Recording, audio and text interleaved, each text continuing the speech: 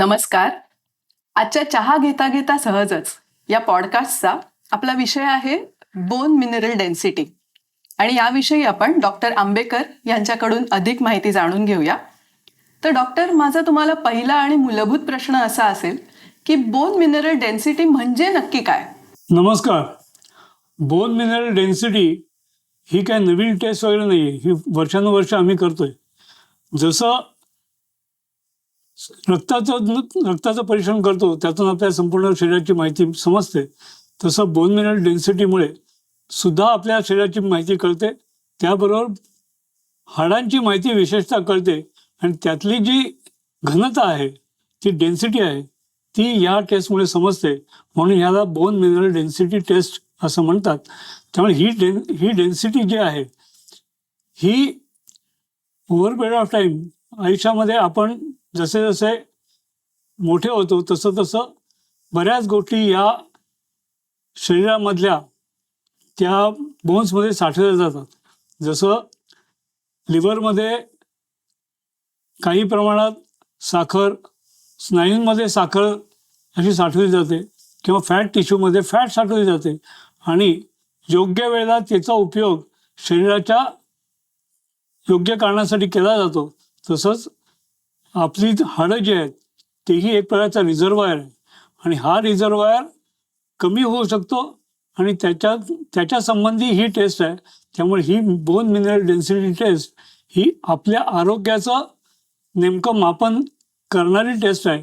त्यामुळे जशी आपण बाकीच्या तपासण्या करतो त्याच प्रकारे बोन मिनरल डेन्सिटी टेस्ट ही साधारण 50व्या वर्षानंतर आपल्याला करावी लागते, की केली तर बरी, अशा स्वरूपाचं ते आहे. प्रत्येकाला ती 50व्या वर्षानंतर करायलाच लागेल असं नाही. पण काही वेळेला हाडं दुखणं किंवा आपले दात चांगले नाहीत असं वाटणं, केरीज पुन्हा पुन्हा होणं किंवा अशा प्रकारची लक्षणं दिसायला लागली किंवा जर मोठ्या प्रमाणात कुठली औषधं चालू असतील, समजा कॅन्सर संबंधी औषधं चालू आहेत किंवा एपिलेप्सी संबंधीची औषधं चालू आहेत, डायबिटीस आहे, ब्लड प्रेशर आहे, खूप मोठ्या प्रमाणात तणाव त्याच्यामधनं आपण जर जात असू तर त्याचा परिणाम आपल्या वेगवेगळ्या अवयवांवर होतो, तसंच बोन मिनरल डेन्सिटीवरही होतो.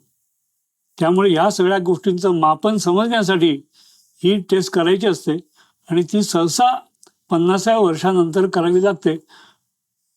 एवढंच ते आहे. ती वारंवार करावी लागणं न लागणं ही ती टेस्टचे जे रिपोर्ट येतील त्याच्यावर ते अवलंबून असतं. पण एक बेसिक टेस्ट एक 50व्या वर्षानंतर करणं आपलं चांगलं आहे. डॉक्टर, आता ही बोन मिनरल डेन्सिटी म्हणजे हाडांची घनता कमी होण्यामागे काय काय कारणं असू शकतात? बोन मिनरल डेन्सिटी ही अनेक कारणांनी कमी होते. त्याला एकतर आनुवंशिकता हे कारण असू शकतं. कारण काही लोकांच्यामध्ये जेनेटिकलीच असे काही गोष्टी असतात की ज्याच्यामुळे बोन मिनरल डेन्सिटी कमी राहते आणि ती ओव्हर पिरियड ऑफ टाईम ती कमी होत जाते. तो विषय खूप कॉमन नाही आहे, त्यामुळे त्या विषयावर आपण नाही बोलायचं. कशामुळे कमी होऊ शकते तर पहिली गोष्ट आहे अनियमितपणे होणारा आहार, अनियमित असणारा विहार, म्हणजे तुमच्या जीवनशैली अनियमित विस्कळीत असणं, आहार नियमित नसणं, अतिशय तणावाखाली जीवन जगणं, आपल्या आहार, निद्रा आणि चांगल्या सवयी यांच्यापासून कायम दूर राहणं ही मुख्यतः कारणं असतात. पण त्याशिवाय काही आजारपणं हे त्याला कारण असू शकतं आणि त्या आजारपणांमध्ये गरोदरपणामध्ये लक्ष न देणं, योग्य प्रकारचा आहार न घेणं, डिलिव्हरीनंतर जी स्थिती असते त्याच्यामध्ये योग्य प्रकारे आहार न घेणं, त्याच्यानंतर लागेल तो व्यायाम न घेणं, हाही मोठं एक कारण असतं. त्याशिवाय 50व्या वर्षानंतर ज्या वेळेला रजोनिवृत्ती म्हणजे मेनोपॉज येतो त्यावेळेला इस्ट्रोजनचं प्रमाण मोठ्या प्रमाणात कमी होतं, पुरुषांमध्ये अँड्रोजन्सचं प्रमाण कमी होतं आणि त्याचा परिणाम म्हणून बोन मिनरल डेन्सिटी कमी होण्यासाठी एक कारण निर्माण होतं. कारण पचन क्षमता कमी होते, आहार म्हणजे आहाराची गरज कमी होते, त्यामुळे भूक कमी होते आणि ह्या सगळ्याचा परिणाम आपल्याला बोन मिनरल डेन्सिटीवर होतो आणि त्यामुळे बोन मिनरल डेन्सिटी हे मेनोपॉज नंतर किंवा पुरुषांमध्ये अँड्रोपॉज म्हणतात, अँड्रोपॉज नंतर करणं हे चांगलं आहे. आणि ती कशी, जसं आपण 50व्या वर्षी समजा एक कम्प्लीट ब्लड काउंट करतो, तसं एक bone mineral density test basic एक टेस्ट केली तर पुढे जर गरज लागली तर आपल्याला कळू शकतं. कम्पेअर करण्यासाठी बेसिक एक काहीतरी आपल्याला संदर्भ उपलब्ध होऊ शकतो. त्यामुळे 50व्या वर्षानंतर म्हणजे मेनोपॉज नंतर किंवा अँड्रोपॉजच्या सुमारास आपल्याला बोन मिनरल डेन्सिटी कमी होण्याची एक कारणं असतात. त्याशिवाय ज्यांना एपिलेप्सीची औषधं आहेत किंवा सायकोट्रॉपिक ड्रग आहेत, काही समजा मानसिक दुखण्यासाठी आपण जर औषधं घेत असू, त्यातली काही औषधं बोन मिनरल डेन्सिटी कमी करण्यासाठी कारणीभूत असतात. काही एपिलेप्सीची औषधं कमी करण्यासाठी कारणीभूत असतात. आपल्याला आपण खूप कॉमनली वापरतो असं औषध म्हणजे अँटासिड्स, जी आपण खूप कॉमनली वापरतो अशी औषधं, ती सुद्धा ज्याला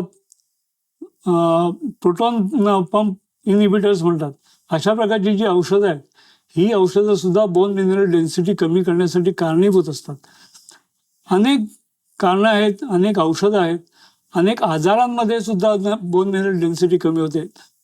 कॅन्सरमध्ये कॅन्सरची औषधं असतील, TB किंवा अशी लॉंग टर्म चालणारी औषधं आहेत, किंवा एखाद्या स्किन डिसीजमध्ये किंवा दम्यासारख्या आजारांमध्ये जर स्टिरॉइड्स मोठ्या प्रमाणात आणि खूप लांब प्रमाणात जर चालू असतील तर अशा वेळेला सुद्धा बोन मिनरल डेन्सिटी कमी होण्याचे चान्सेस असतात. धूम्रपान करणं, मद्यपान करणं किंवा वेगवेगळ्या ड्रग्सचं ॲडिक्शन असणं हेही बोन मिनरल डेन्सिटी कमी होण्यासाठी मोठं कारण असतं. हे आपण समजून घ्यायला पाहिजे. आणि त्यामुळे आता थोडासा वेगळा विषय आहे, पण मध्यंतरी आम्ही गिरनारला गेलो होतो. गिरनारला आम्ही असे लोक बघितले, दमले म्हणून त्यांनी बुद्धिवर्धक चूर्ण खायचं, पण वास्तविक ते निकोटीन जे आहे ते आर्टरीज आणखीन बारीक करतं आणि उलट त्यांना चढण्या उतरण्यासाठी आणखीन त्रास झाला असता. पण हे आपण सांगणार कोण तिथे ना, पण हे निकोटीन जे आहे हे तुमच्या बोन मिनरल डेन्सिटीचं एक कमी करण्यासाठी एक महत्त्वाचं कारण आहे, हे समजायला पाहिजे. म्हणून इथे हा संदर्भ दिला. तर त्याशिवाय अनेक असे आजार की जे तणावांमुळे किंवा स्ट्रेसमुळे होतात. डायबिटीस आहे, ब्लड प्रेशर आहे, हार्ट डिसीज आहे. अशा वेळेस जर तुमच्या आहाराकडे लक्ष दिलं नाही तर सुद्धा बोन मिनरल डेन्सिटी कमी होण्याची शक्यता असते. बोन मिनरल डेन्सिटी कमी झाली ह्याची काय लक्षणं आपल्यामध्ये दिसतात?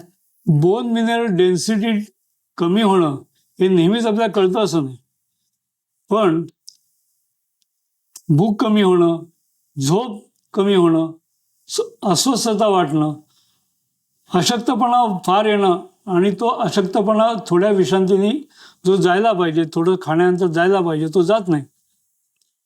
आणि किंवा दात वारंवार किडणं, केरीज होणं, या सगळ्या गोष्टी ज्या आहेत, हाडं दुखणं, काही वेळा फ्रॅक्चर झाल्यानंतरच लक्षात येतं की बोन मिनरल डेन्सिटी कमी झाली आहे. कारण फ्रॅक्चर झाल्यानंतर ज्या वेळेला आपण एक्सरे करतो त्यावेळेला तो एक्सरे बघितल्यानंतर आपल्याला कळतं की बोन मिनरल डेन्सिटी कमी झाली आणि ती कमी इतकी झाली आहे की हाडं आता ठिसूळ झाली आहेत. त्यामुळे ही वेळ येऊ नये याच्यासाठीच ही टेस्ट करायची असते.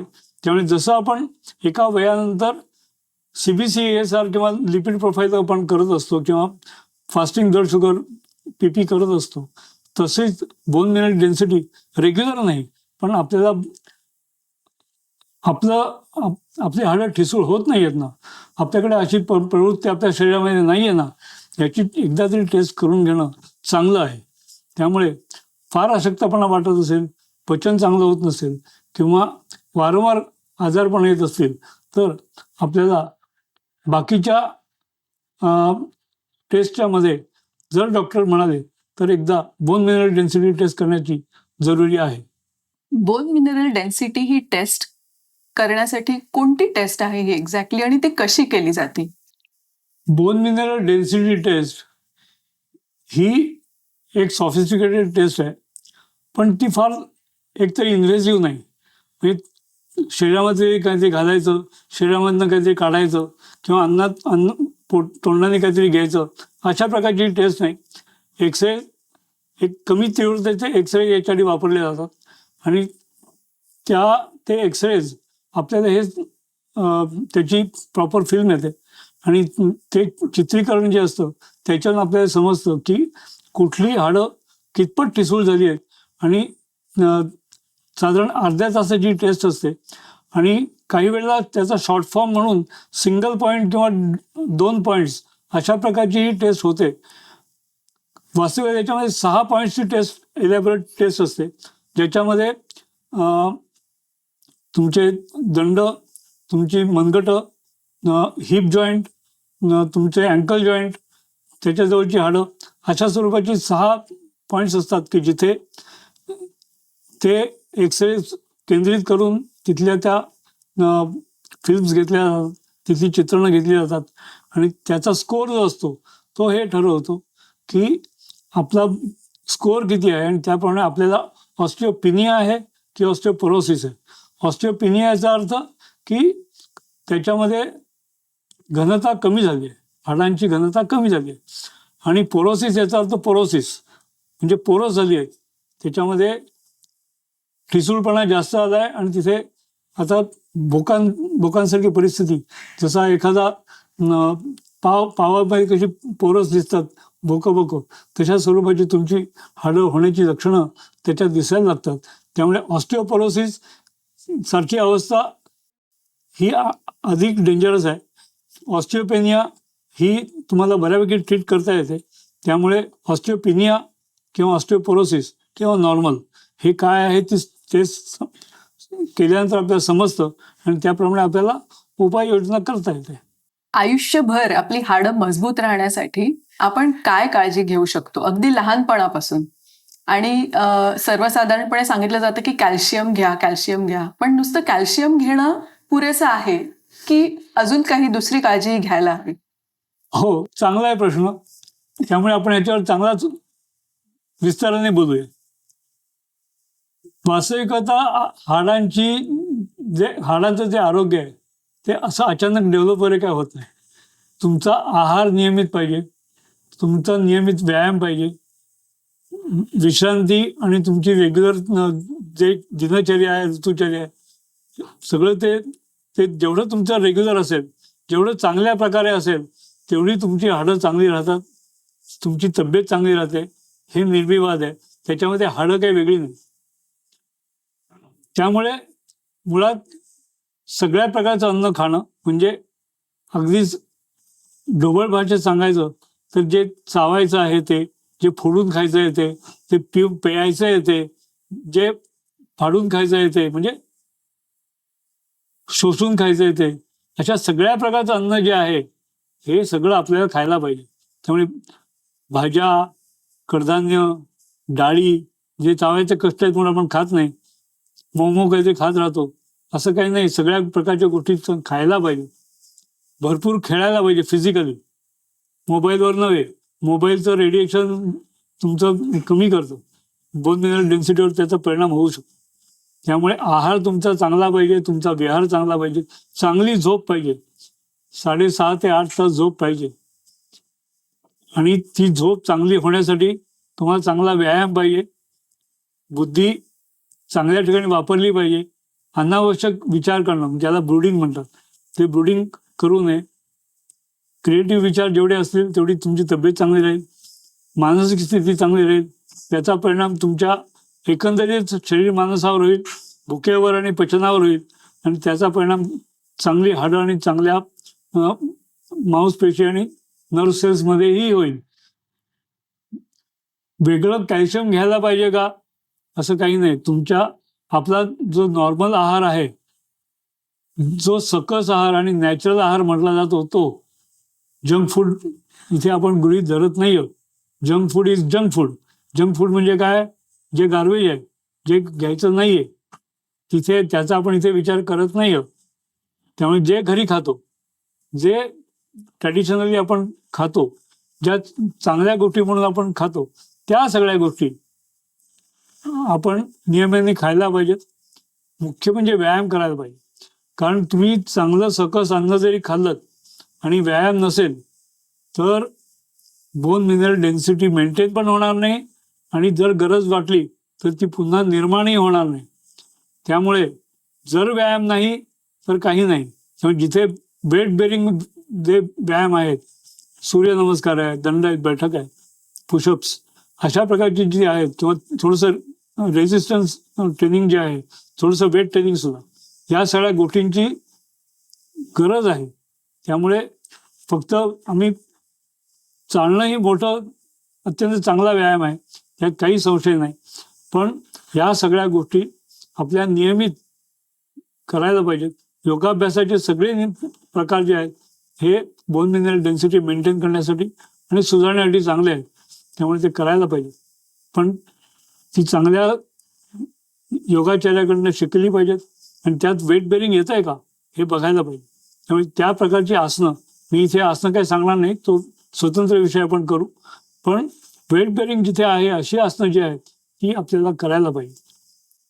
त्यामुळे एवढं पुरे आहे सध्या. पण डॉक्टर, त्यातूनही एक भेडसावणारा प्रश्न असा की बोन मिनरल डेन्सिटी जर कमी झाली तर ती परत सुधारू शकते का? बोन मिनरल डेन्सिटी ही जी आहे त्याचा स्कोअर बघून आपल्याला ठरवावं लागतं की ते रिव्हर्सिबल आहे किंवा नाही. जर ऑस्टिओपिनिया असेल, म्हणजे थोडीशी जर कमी झाली असेल, थोडीशी कमकुवत झाली असेल हाडं, तर ती रिकवर होतात. पण ऑस्टिओपोरोसिस म्हणजे जी पोरस झाली आहेत, जिथे भुसभुशीत किंवा ठिसूळ झाली आहेत, अशी हाडं पुन्हा पहिल्यासारखी होणं फार कठीण असतं. त्यासाठी केवळ व्हिटॅमिन डी हे एवढंच काम करतं असं नाही. काय काय वेळेला त्याच्या पलीकडची औषधं द्यायला लागतात आणि अशा वेळेला हल्ली हार्मोनल इंजेक्शन दिली जातात. त्यामुळे तुमचं जे बोन अपटेक आहे, म्हणजे आहारामधनं काढून घेण्याची क्षमता वाढते आणि त्यामुळे हाडांची आलेले जे ठिसूळपणा आहे तो कमी होण्यासाठी मदत होते. फ्रॅक्चर्स झाले असतील तर भरून येण्याची मदत होते. त्यामुळे बोन मिनरल डेन्सिटी कमी झाल्यानंतर आपण काम करण्यापेक्षा सुरुवातीलाच, म्हणजे प्रिव्हेन्शन हे कधीही या बाबतीत जास्त चांगलं आहे. ऑस्टिओपिनिया लक्षात आला तर त्याच्यावर काम करणं सोपं आहे. पण ऑस्टिओपोरोसिस एकदा झाल्यानंतर तुम्हाला जवळपास कायमचं औषध घ्यायला लागेल ही शक्यता वाढलेली असते. त्यामुळे आपण सावध राहायला पाहिजे आणि त्यावेळेला वेगवेगळ्या फ्रॅक्चर्स होण्याची शक्यता असते. काही लोकांना मनगटांमध्ये, काही जणांना हिप जॉईंटमध्ये, काही जणांना अँकल किंवा खालच्या म्हणजे लोअर लिम्बमध्ये, काही लोकांना दंडामध्ये अशी फ्रॅक्चर्स होऊ शकतात. आणि हे 6 पॉईंट्स त्या टेस्टमध्ये केलेले असतात आणि त्यावेळेस जर लक्षात आलं की इथे फ्रॅक्चरची शक्यता आहे तर ते दुर्लक्ष करायचं नाही. डॉक्टरकडे जायचं, औषधं घ्यायची. आणि एक लक्षात घ्या, ज्या वेळेला अशी वेळ येते त्यावेळेला फक्त आहारावर अवलंबून राहता येत नाही. कारण जी तुम्हाला गरज असते ना तेवढ्या प्रमाणात तुम्हाला खाता येत नाही. त्यामुळे तुम्हाला किती खायचं आहे, कॅल्शियम किती घ्यायचं आहे, मॅग्नेशियम किती पाहिजे, फॉस्फरस किती पाहिजे, हे तुम्हाला बेतून द्यायला लागतं आणि त्याप्रमाणे ते करायला लागतं. त्यामुळे फक्त घरच्या औषधांवर हे अवलंबून नाही आहे. रिकव्हरी जी आहे त्याच्यावर अवलंबून नाही. तुम्हाला प्रॉपर ट्रीटमेंट घ्यायला पाहिजे.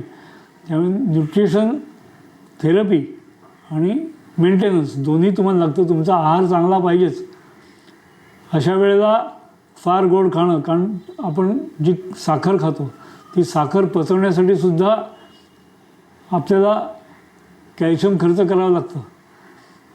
त्यामुळे अशा वेळेला साखर न खाणं ही सुद्धा एक ट्रीटमेंटचा भाग असू शकतो. त्यामुळे लक्षात घ्या की ऑस्टिओपोरोसिस आल्यानंतर ती इमर्जन्सी आहे.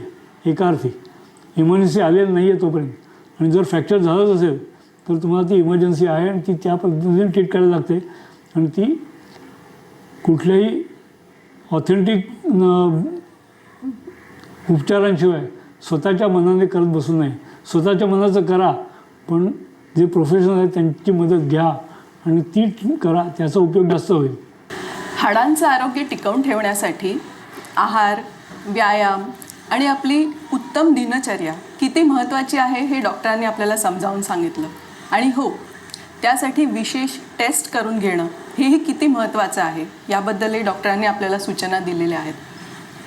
अशाच एका महत्त्वाच्या आणि छान विषयावर बोलण्यासाठी पुन्हा आपण भेटूया चहा घेता घेता सहजच पुढच्या भागात.